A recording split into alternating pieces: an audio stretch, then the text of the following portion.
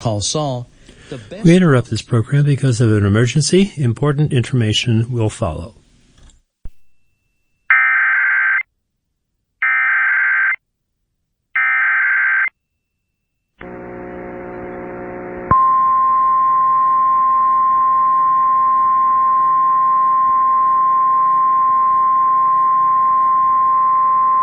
The following message is transmitted at the request of Spokane County Fire District 3. Level 3 evacuation. Leave now.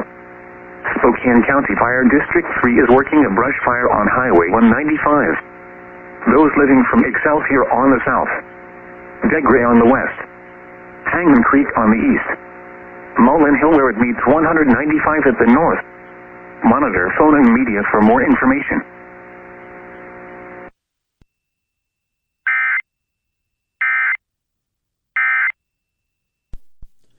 This concludes operations under the Inland Northwest Emergency Alert System. We now return to our regular programming.